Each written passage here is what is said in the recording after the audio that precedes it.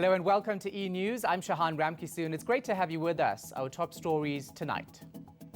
As a family, we absolutely will not do business with government. Andile Ramaphosa admits he is doing business with corruption-plagued Bosasa but denies any wrongdoing. Uncertainty over the SARS wage dispute as management unions and the CCMA remain locked in talks this hour.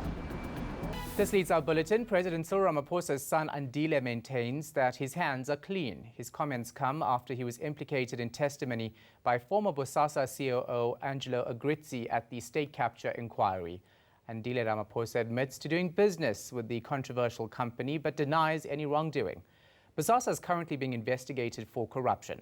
The businessman says those involved in the alleged corruption should be held accountable.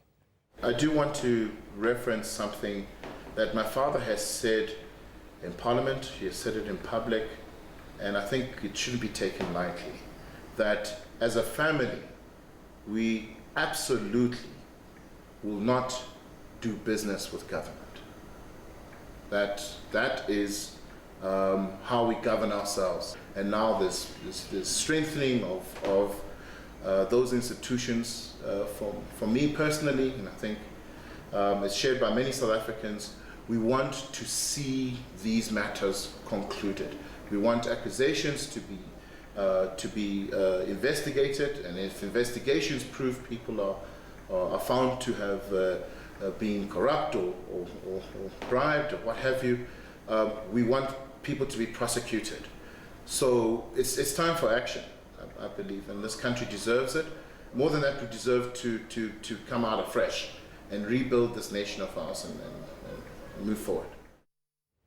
Now, 11th hour talks are underway to try and solve the SARS wage impasse. Management from the Revenue Service unions and CCMA negotiators are currently locked in talks in Pretoria. Our reporter Slindelo Masikane is at the SARS headquarters and joins us now live. Sli, of course, an 11.4% salary demand is what unions want. Where are they now in getting that? Well, Shahan, I can confirm that the negotiations round for today have concluded. In fact, all parties have in fact dispersed. And what we can confirm is that a new offer has been put on the table by SARS management. It is now a matter of unions taking that new offer back to their members, consulting and seeing whether the workers are willing to accept that offer. Now, I wish I could give you those details around what that new offer is, but all parties in this particular wage negotiation talks are really keeping mum, keeping tight-lipped, not really wanting to jump the gun or say anything that could jeopardize the talks. So what they have allowed us to do was just to confirm to the public that a new offer is on the table and that unions are taking that offer back to their members. And like you said, we are down to around 11.4% as a wage demand from the unions, and we understand that SARS management was offering something around 7%, if not lower. And what we understand is that, of course, unions refused any offer that would be below inflation. So what we understand, and if we can speculate around what's been put on the table, it should be above inflation, but definitely not close to what the unions were demanding, because they had in fact told me, Nahawa representatives specifically, that while they're not too happy with the new offer, they have to take it back to their members and consult and see whether the workers are willing to accept it. So if they actually don't agree with the latest offer, a total shutdown is the threat? Most certainly, Shahan. So what we understand is that tomorrow morning we'll definitely have a statement around whether there's going to be a new deal, or whether there is a deal rather, and there's a wage agreement. But if there is no settlement, of course the unions have promised to intensify the strike. And I actually tried to press them on whether workers will be returning to work tomorrow. And what they've said that is the strike isn't suspended. So the threat of an extended strike and an intensified strike still looms until we hear from this consultation process that's really going to take place overnight on whether workers are going to accept this offer. And an intensified strike would see, really catastrophic consequences, not only for South Africans, but for the public purse in general in terms of tax revenue collection. So we've heard from the new SARS commissioner who's really appealed for this impasse to be resolved and for all parties to come to agreement. It seems we are just that much closer, but it is a waiting game at this stage. But tomorrow we know for sure whether the strike continues or whether it is suspended. All right, thanks so much for that. Appreciate it. Our reporter Slindelo Masikane out there at the SARS headquarters in Pretoria. Now, Nomsa General Secretary Irvin Jim says the Labour Union has identified a gap in South African politics. He says the country's politicians don't properly represent workers. And that's why Nomsa has decided to launch a political party to contest the elections in May. Tuba Vilane has the details. Nomsa says workers have been on the sideline for far too long. Now, it's their turn to govern. We got nothing where our backs are against the wall. We are building a trade union movement that must have ideological clarity, but we need a voice inside Parliament and outside Parliament that must vanguard the working class in its noble struggle for socialism. The Socialist Revolutionary Workers' Party seeks to address workers' issues. They must vote for a party that will champion ownership and control of the South African economy, that will affirm this majority, which is the working class, into ownership. But should they not receive a majority vote, the party is not ruling out a coalition. You never rule out alliances on the basis of momentary achievements will reflect at on every way of the process we're embarking upon.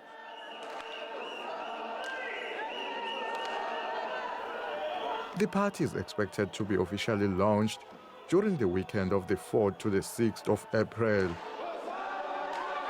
Tuba Vilane, Durban. Residents of Vryheid in KwaZulu-Natal have been asked not to drink tap water. The Provincial Department of Cooperative Governance says hospitals have admitted scores of people with waterborne diseases. The department has sent a team of engineers and infrastructure specialists to look into the matter. Let me indicate that indeed we have responded with emergency and urgency to the situation. Of course, this followed some of the reports that we received from our counterparts in the Department of Health that some of their hospitals have received quite a number of people who have been admitted for suspicions of waterborne diseases. So what we did is that we assembled a team comprising of health specialists as well as water and sanitation and infrastructure units who are currently conducting assessment and analysis. At this point in time, we've urged all residents to make sure that they use water that has been disinfected to make sure that we're able to arrest the spread of any potential disease. The AA is concerned about the hike in fuel prices. Petrol is expected to go up between R1.31 and R1.34 per litre from Wednesday. Diesel will rise by between 82 and 83 cents a litre. The association is now calling on government to take major steps to prevent further increases. When we look at the makeup of the fuel price and realize that between 38 and 40% of every litre of fuel goes towards taxes, that must be something government is looking at. We have heard that there are motions to put a cap on 95-litre petrol. That was something that was mooted in November, December last year. We were hoping to get some clarity on that in January. We haven't heard any more on that, so that's obviously something that I think is in the pipeline, if you'll excuse the pun. So I think there are some things the government needs to do, but certainly from our point of view, it is reaching very critical proportions. People are really struggling out there, and the fuel price is not helping at all. Health Minister Aaron Matsoleri says the governing party has a plan to deal with access to health care for foreign nationals. He was speaking at a briefing by the ANC Subcommittee on Education, Health, Science, Technology earlier. His comment comes a few weeks after Gauteng Premier David Makhura threatened to force Southern African countries to pay for their citizens' access to health services. Last year, Motsoaledi came under fire for saying foreign nationals were placing a burden on the country's health system. We have said with Home Affairs, looked at all the eggs that they have got in Home Affairs that are applicable. Look into countries which have got universal health coverage, like the UK and many others. How do they deal with if you migrate to the UK, because they are using national health system, which is exactly like our NHS. Our NHS is based on the British model. How do they deal with these problems? We've put them in there, in the Act. And when we release it, you are going to see it, because remember, it's still going to go to Parliament. And then for public participation, you'll see all those proposals. What is being proposed, I can't go into them, but we definitely have got a plan. Coming up, good news for residents of Bo-Kaap in the Western Cape as they secure municipal heritage protection. We speak to some community members in a moment.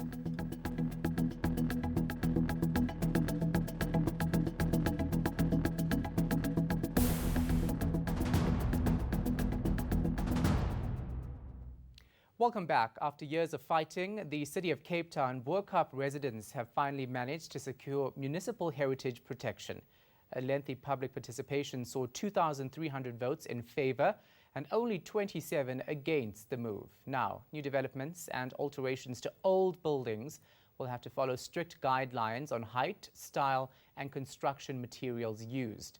This, of course, all in line with the area's character. Pilati Situsa reports. It's sustained, peaceful protests like this that have helped Bo-Kaap finally get the protection residents have been fighting for. The young people did a wonderful job of pushing this heritage thing through. We've been fighting for this for many years. Though it's an elation to us, jubilation, but it comes with a lot of sadness. It should have been done long ago. The heritage overlay protection granted includes everything from building heights to where a satellite dish may be installed. It also protects the Bo-Kaap's rich culture and 600 houses in the area. The high-rise buildings coming into the area, I cannot say we don't like it, but it's going to spoil the flavor, the sound of the Bo-Kaap. And that's what we're trying to protect. However, developments already underway, like this 12-story luxury apartment block being built by Block Urban developers, will not be affected by the new guidelines. The heritage overlay protection will only kick in once published in the Provincial Gazette.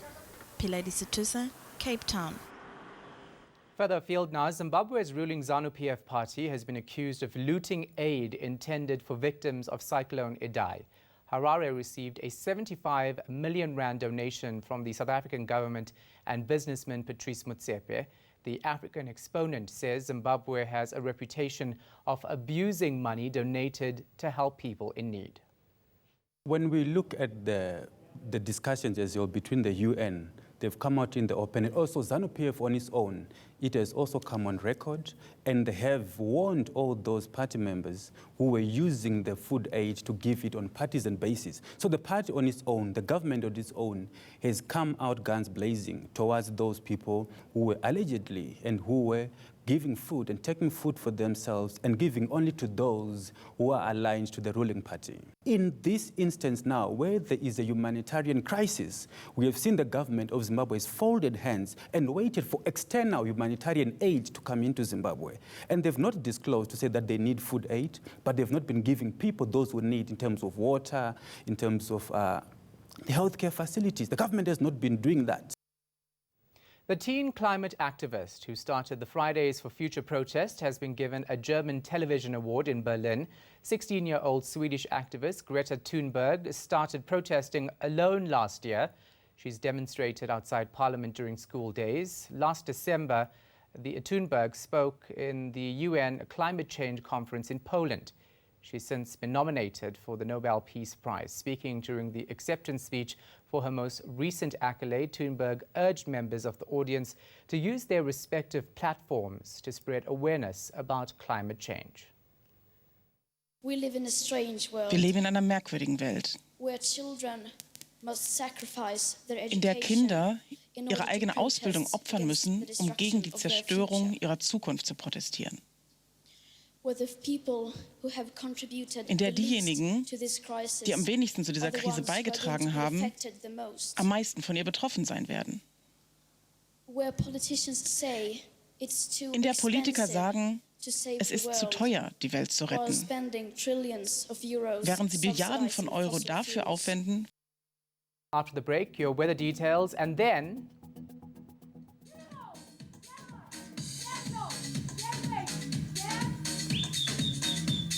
lining up for a chance in the limelight, who will get to play Lebo Mathosa in an upcoming biopic being made about her life.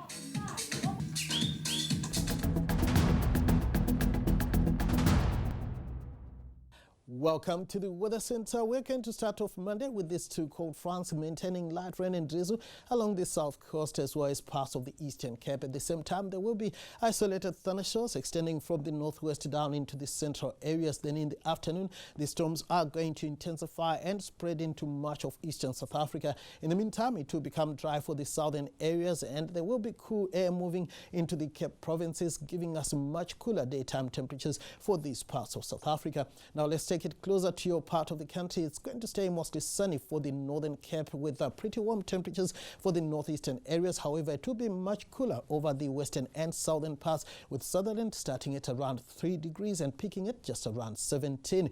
A mild one is forecast for the western Cape, where it's going to be partly cloudy to cloudy in some areas, with light rain expected for the south coast and the adjacent interior, where George should peak at just around 17 degrees. Rainy weather is also forecast for parts of the eastern Cape, where highs in the upper teens and lower 20s are expected. It's going to be mostly cloudy with rain along the KZN coastal areas. Thunderstorms are forecast for the interior. Highs in the mid to upper 20s are forecast for the province. A stormy one is also forecast for Mpumalanga. Mbombela will peak at around 34 degrees. We're also going to see thundershowers for parts of Limpopo. It will be mostly sunny and hot as we go towards the low-felt areas. We stay with thundershowers across much of the northwest, where highs in the upper 20s and lower 30s are expected for your Monday afternoon.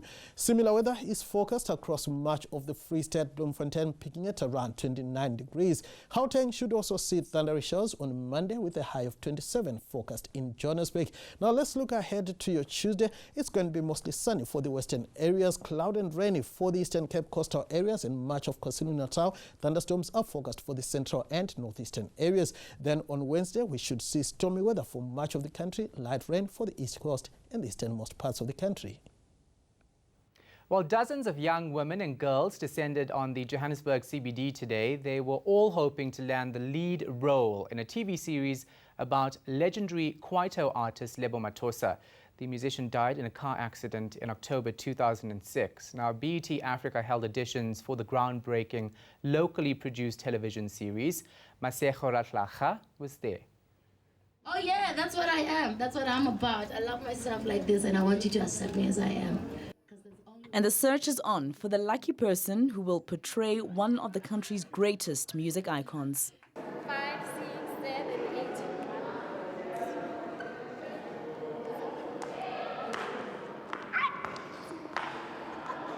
I'm doing this and it's a bit of a sweat, I must say, for the sheer fun of it. But for these hopefuls, they are hoping that it hits the right chord with those judging. This is not just any straightforward competition. In true Lebo Mathosa style, you have to bring your A game in singing, dancing, and of course, personality. The waiting room was abuzz with contenders practicing their lines and dance moves as they waited for their numbers to be called. Some were visibly anxious. These are very big shoes to fill after all. We asked some of them to show us what they've got. I think I deserve to be the top one. Yeah, because I believe that I'm very good vocally and I'm very dramatic and I love having fun. Kutheni uthanda izinto zabantu ngithi guga mzimba guga maphupho uzosala wena ngobunomona. The dance is just like you know. And then it was time for the real additions to impress the judges. With the younger and older label being searched for here, teenagers also gave it a try. I really appreciate your support. But is really not cool. There was also, of course, the very important part of it all, the acting. And judges say they hope new talent is discovered. I mean, it's a commitment I can't make, but we're having open auditions precisely because we want to give everyone a chance. There might be like a beautiful surprise, someone new coming into the industry. I would enjoy that. I would like that a lot. I think biopics are always a great opportunity for a breakout star. Right, here's a reminder of our top stories before we go. Andile Ramaphosa admits he is doing business with corruption-plagued Bosasa, but denies any wrongdoing. A new offer on the table from SARS management. It's still unsure as to whether the employees will accept that offer, though. That's it from me, Shahan Ramkissoon, and the rest of the team. Take care and good night.